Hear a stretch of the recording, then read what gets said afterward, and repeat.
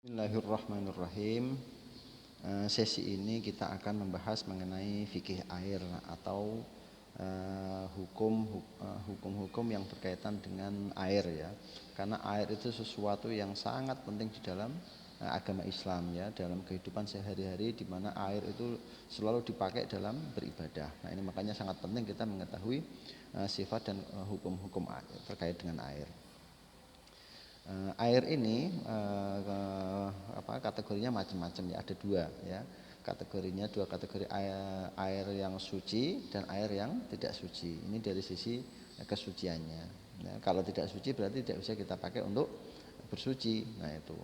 Nah beda dengan air suci. Nah di dalam air suci itu juga dibagi menjadi dua. Ada yang suci bisa dipakai untuk mensucikan maksudnya kita pakai untuk wudhu ya, dipakai untuk mensucikan supaya kita bisa beribadah. Ada yang tidak bisa mensucikan ya, tapi tidak mensucikan itu maksudnya bukan untuk semuanya tidak mensucikan. Misalkan kita membersihkan sesuatu yang kotor di lantai, itu masih bisa ya, artinya dia masih dipakai untuk bersih-bersih bisa. Maksudnya tidak mensucikan itu tidak bisa kita pakai untuk keperluan ibadah ya, untuk wudhu atau sholat itu ya.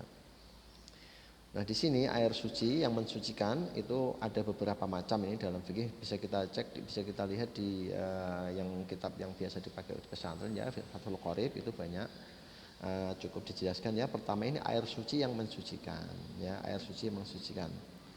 Air suci yang namanya air suci yang mensucikan itu airnya memang suci dari air itu sendiri, sekaligus dia mensucikan benda lain ya, mensucikan hal yang di luar air itu ya. Misalkan ada sesuatu yang terkena najis atau sesuatu yang atau orang terkena hadas ya, itu bisa disucikan dengan air ini. Nah itu dari sisi dirinya sendiri dia suci, tapi dari sisi luar air itu dia mensucikan. Nah contohnya yang paling praktis adalah air mutlak ya. Air mutlak itu air yang belum ada namanya ya, air yang murni, air yang netral ya. Air ini bisa didapati dari air-air yang muncul di air yang dapat kita temukan dari alam. Misalkan ya intinya air bening lah ya, air bening. Misalkan air bening ini kalau kita taruh di gelas ya namanya air gelas. Misal kita taruh di teko ya berarti air teko. Nah itulah ciri-cirinya air mutlak. Jadi tidak ada nama khusus dari nama itu karena dia sifatnya netral dan mutlak. Nah itu beda dengan air teh. Nah teh jenengan taruh di mangkok ya tetap air teh, ditaruh di botol ya tetap air teh. Nah itu bedanya dengan air mutlak dan perbedaan dari air mutlak dengan air namanya itu air muqayyad, air yang sudah terbatas namanya. Nah itu selanjutnya air suci yang mensucikan itu termasuk juga air yang banyak. Di sini di dalam mazhab Syafi'iyah itu ada air sedikit dan ada air banyak. Air banyak itu berapa? Air yang ukurannya 2 kulah ke atas. 2 kulah. Ini 2 kulah bukan kulah yang kita temui di rumah-rumah kita, tapi adalah air yang dari di Arab sana itu ada dari Nabi sendiri, itu adalah ukurannya 2 kulah. Nanti kita bahas mengenai ukurannya. Nah itu berapa liter misalkan itu. Nah itu jadi air banyak itu adalah air yang 2 kulah yang ukurannya setara dengan 2 kulah ke atas. 2 kulah ya, bukan 2 kulah, 2 kulah ke atas. Berarti air yang kurang dari itu berarti itu tidak suci mensucikan. Nah itu. Terus air yang turun dari langit atau keluar dari bumi yang belum berubah dari sifat aslinya, ya termasuk air mutlak sebenarnya ya. Air yang belum berubah dari sifat aslinya. Ini sudah saya sampaikan sebelumnya bahwa air ini itu sesuai karakternya. Kalau memang air hujan berarti airnya bening, tapi kalau air laut berarti agak-agak biru dan asin. Nah, misalkan itu. Air sungai itu agak ketanah-tanahan misalkan gitu ya. Air yang bersumber dari alam entah atau turun dari langit itu sesuai dengan karakternya masing-masing, dan itu juga suci mensucikan. Bisa kita pakai untuk wudhu dan mandi jinabat misalkan gitu. Nah terus air yang suci mensucikan lagi itu air yang belum berubah 3 sifat aslinya. 3 sifat aslinya itu apa? Yaitu warnanya belum berubah, rasanya belum berubah, dan baunya. Nah ini yang kemarin kalau warna bisa kita praktekkan dan bisa kita uji coba secara real.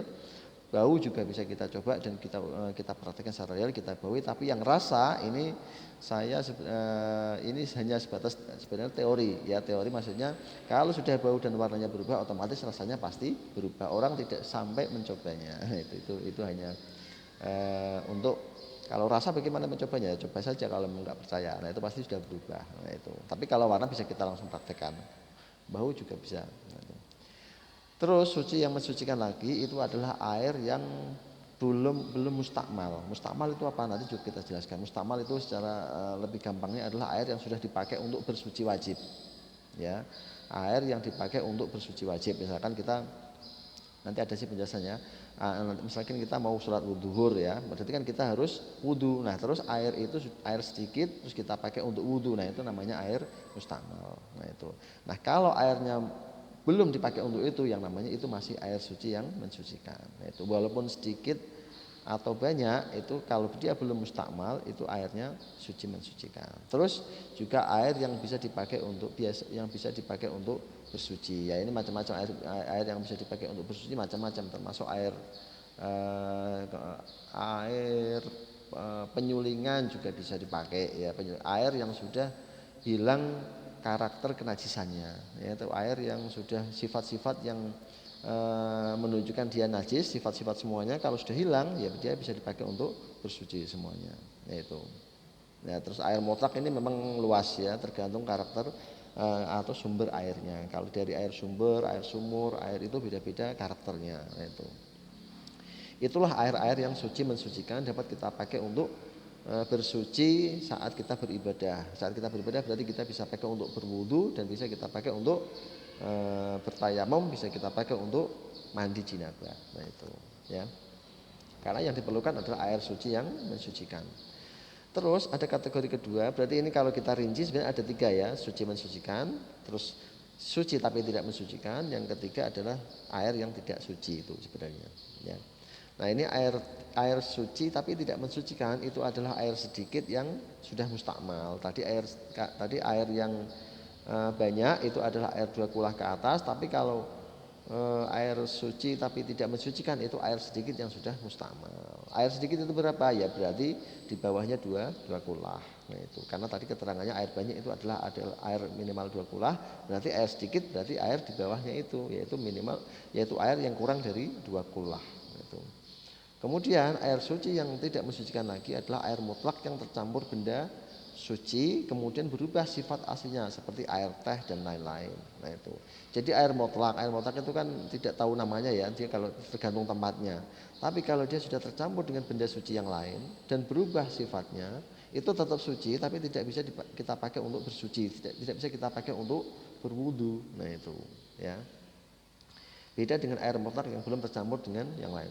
Nah, ini walaupun yang nyampur suci, ya air bendanya yang tercampur itu suci, itu tetap tidak bisa kita pakai, apalagi yang tercampur benda najis. Air bendanya suci saja yang mencampuri itu nggak boleh kita pakai, apalagi yang najis. Itu bisa kena kopi, bisa kena air pewarna, terserah macam-macam.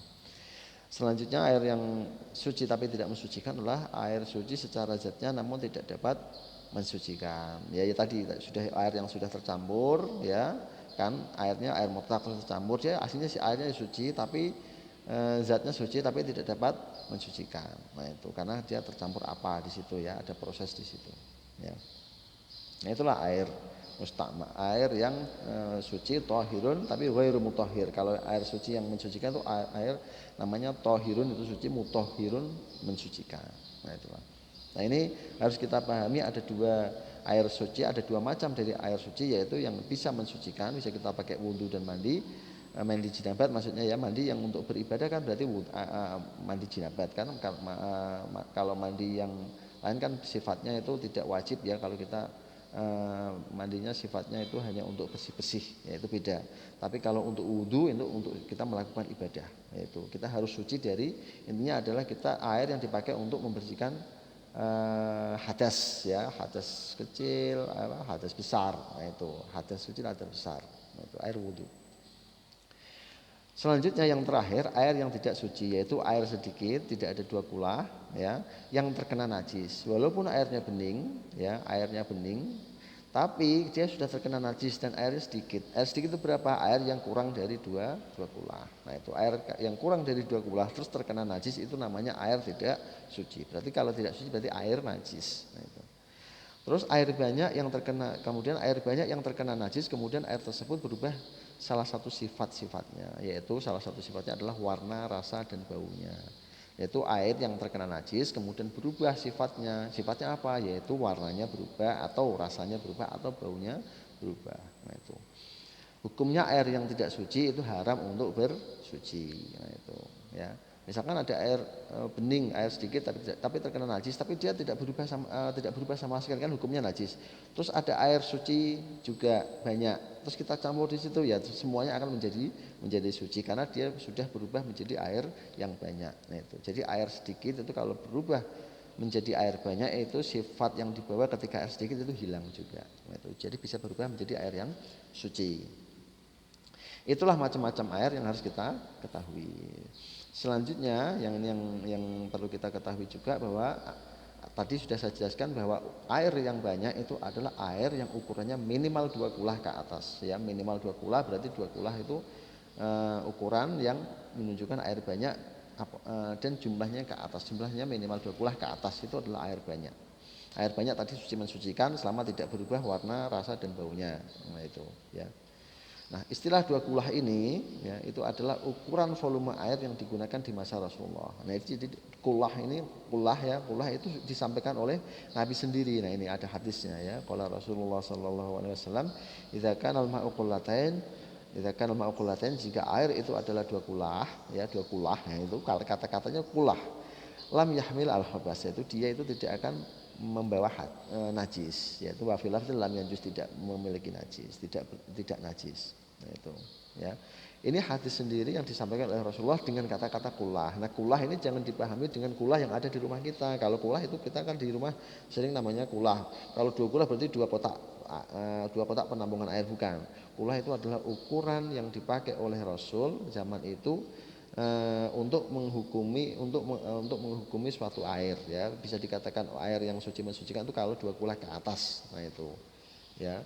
Kalau atau kurang dari 2 kulah tapi tidak terkena najis, nah itu adalah air suci. Nah, itu zaman Nabi kita menggunakan kulah. Cuman kulah ini sudah nggak ada yang pakai di istilah sekarang. Malah yang pakai kulah itu malah orang Indonesia. Tapi bukan kulah yang ini, tapi kulah yang di rumah-rumah. Itu bukan sesuai dengan hadis ini. Nah, kulah itu diterjemahkan di dalam fikih dengan khamsumi'ati rital, dengan rital. Ya, rital itu ukuran yang ada di Baghdad. Ya, dalam kitab fikih disebutkan bahwa ukuran volume 2 kulah itu adalah 500 rital Baghdad. Jadi kalau dikonversikan itu ulama-ulama fikih mengatakan bahwa kulah itu berapa, ya? 2 kulah, 1 kulah berarti 250 rital. Tapi karena 2 kulah dia dikali dengan 2 menjadi 500 rital Baghdad. Ini masalahnya lagi, rital itu beda-beda nama kata-kata rital. Rital itu ada di Baghdad, ada di Mesir juga ada rital yang ukurannya lebih sedikit lagi. Di negara Syam, ya, negara Palestina, Lebanon kayak begitu, itu ada juga kata rital yang jumlahnya sedikit lagi. Nah itu, jadi kata-kata rital sendiri itu berbeda ukuran dari sisi ulama fikih. Makanya kita jangan heran kalau orang mengatakan air 2 kulah itu ukurannya beda-beda. Nah itu, jadi jangan. Nah, ukuran 2 kulah ini saya tulis di sini. Ini kira-kira sejumlah 270 liter. Nah itu 270 liter. Jadi 1 liter itu biasanya aqua yang besar kan 1 liter, ya. Entah 1 liter atau 1 liter setengah. Nah itu kalikan 270 menjadi 270 liter. Itulah ukuran air 2 kulah. Nah ini ukuran ini kita temui di dalam kitab Fiqhul Islami wa Adillatuh karya Dr. Wahbah Zuhaili, yang ada di perpus juga ada. Nah itu. Atau kalau kita meterkan dari ukuran ini, ya, kubik persegi itu kurang lebih 1 meter persegi. Nah, itu 1 meter berarti 1 meter tinggi atas, tinggi panjang, lebar, tinggi. Nah, itu semuanya itu 1 meter persegi. Itu sebenarnya sudah melebihi 270 liter.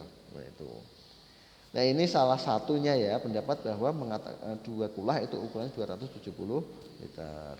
Nah itu. Ini pendapat yang paling aman, ya, paling hati-hati. Kenapa? Karena yang lainnya itu lebih sedikit lagi. Nah ini kita bisa lihat ada perbedaan ulama tentang ukuran air dua kulah. Dua kulah ini ya ada yang mengatakan itu 216 liter. Nah itu ada di kitab Ughyatul Muna Syarah Safinatun Najah. Ini juga mazhab Syafi'i juga. Nah itu Muhammad bin Ali bin Muhammad bin Atiyah Ad-Duaini. Itu artinya dalam mengukur dua kulah itu ternyata di dalam mazhab Syafi'i sendiri itu beda-beda lagi, beda juga. Nah, terus sama ini ada pendapat lain itu 175 liter, ada 217 liter. Nah ini. Dan terakhir ini Fiqhul Islami wa Adillah itu 200 ini ulama kalau Fiqhul Islami wa Adillah itu termasuk ulama kayak kontemporer yang baru ya, dia ahli perbandingan agama, kitabnya banyak ya. Kitabnya banyak di perpus juga ada ini mazhab Syafi'i itu yang pas ukurannya 270 liter. Nah, itu. Tapi jangan sampai mengatakan bahwa ini adalah satu-satunya pendapat mazhab Syafi'i yang paling tepat karena pendapat yang lain itu ada juga di dalam beberapa kitab yang dalam satu mazhab juga. Intinya kita kalau pengen hati-hati kita menggunakan 270 liter itu adalah ukuran dua kulah. Nah inilah hukumnya ya, status hukumnya air mustakmal. Ya, air mustakmal tadi sudah dibahas ya, air mustakmal itu adalah air sedikit ya, air sedikit yang kurang dari dua kulah yang sudah dipakai untuk bersuci ya, bersuci wajib maksudnya. Bersuci wajib itu bersuci wajib kalau kita mendirikan sholat fardu ya, tapi kalau sholat sunnah enggak.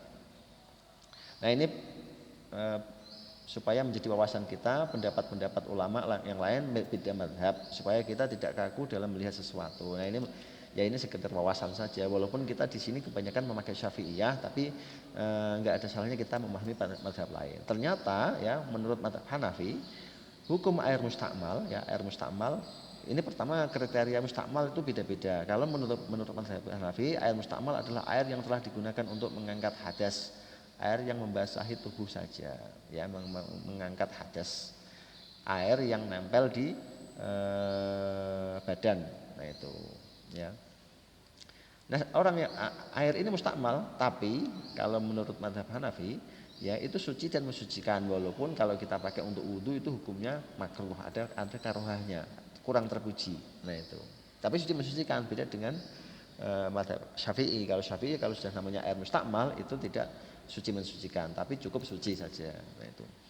Malikiyah itu air yang telah digunakan untuk mengangkat hadas baik wudu atau mandi ya, hadas kecil maupun hadas besar, tapi menurut Malikiyah juga sama itu suci mensucikan. Nah inilah yang membedakan mazhab Syafi'iyah bahwa mazhab Syafi'iyah air sedikit yang telah digunakan untuk mengangkat hadas kecil maupun besar dalam fardu, ingat ya dalam fardu toharoh dari hadas dan sifatnya ini maaf ini kurang ya, sifat ini status hukumnya itu tidak bisa dipakai untuk mensucikan, tidak bisa kita pakai untuk wudu atau mandi jinabah. Nah itu tidak bisa kita pakai untuk itu karena kenapa? Karena dia sudah mustakmal. Ya beda dengan mazhab lain masih bisa dipakai. Nah itu. Nah, Hanabilah juga sama, Hanabilah juga air yang telah digunakan untuk bersuci dari hadas kecil atau hadas besar atau untuk menghilangkan najis pada posisi yang terakhir status tersebut tidak berubah tidak berubah rasa dan warnanya. Jadi mazhab yang lain non Syafi'i itu air mustakmal itu suci mensucikan masih ya, walaupun ya ada istilah mustakmal ya ada, cuman bedanya status hukumnya itu status hukumnya masih bisa dipakai untuk bersuci. Nah beda dengan Syafi'iyah tidak bisa dipakai untuk bersuci kecuali air mustakmal tersebut sudah tercampur dengan air suci yang lain dan jumlahnya 2 kulah. Nah itulah hukum air mustakmal dari beberapa mazhab.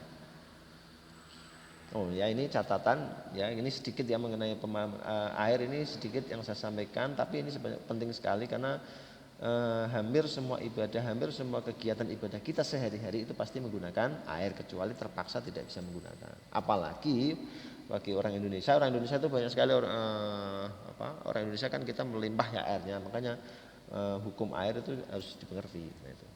Ini catatan saya, catatan mengenai fikih air ya.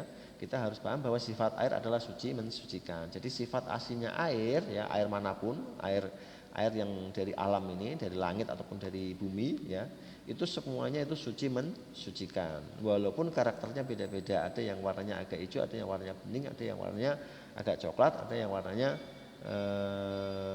beda-beda ya, agak ketanah-tanahan misalkan ya itu. Tergantung karakter alamnya. Kalau air hujan seperti itu bening, kalau air laut seperti itu, air sumber seperti itu. Nah, itulah yang namanya air mutlak, itu suci mensucikan. Nah, itu. Terus air mustakmal adalah air bekas yang dipakai untuk keperluan wudhu wajib atau mandi wajib. Yaitu jadi dari hadas kecil dan hadas besar yang dipakai untuk itu statusnya suci masih, tapi tidak mensucikan. Tidak bisa kita pakai untuk bersuci lagi. Bersuci ya wudhu dan mandi jinabat itu. Nah, madzhab Syafi'i bekas air suci untuk wudhu namanya mustakmal.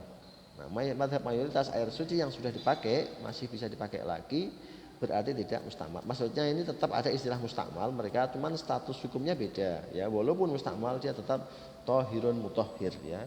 Tapi kalau menurut madzhab Syafi'i yang namanya air mustakmal itu cukup tohirun tapi bukan mutahhir, atau tohirun ghairu mutahhir, itu madzhab Syafi'i.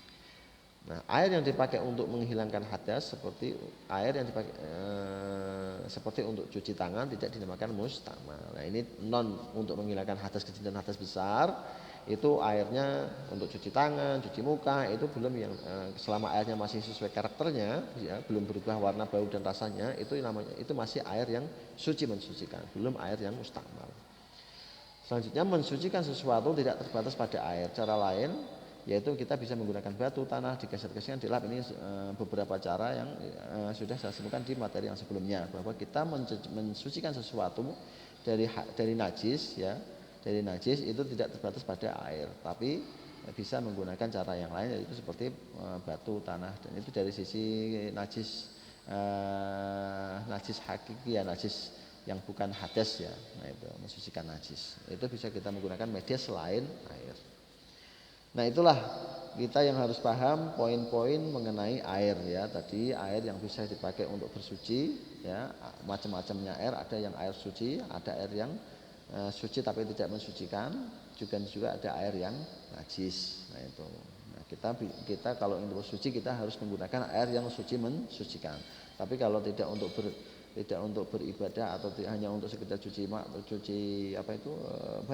atau cuci muka atau apa saja, itu airnya cukup suci saja. Nah, itu enggak perlu mutahhir. Tapi kalau untuk hadas kecil dan hadas besar menghilangkan itu, kita harus menggunakan air yang thahirul mutahhir atau air suci yang mensucikan. Itu saya kira materi hari ini. Silahkan jika ada sesuatu yang kurang jelas bisa ditanyakan di classroom. Terima kasih. Assalamualaikum warahmatullahi wabarakatuh.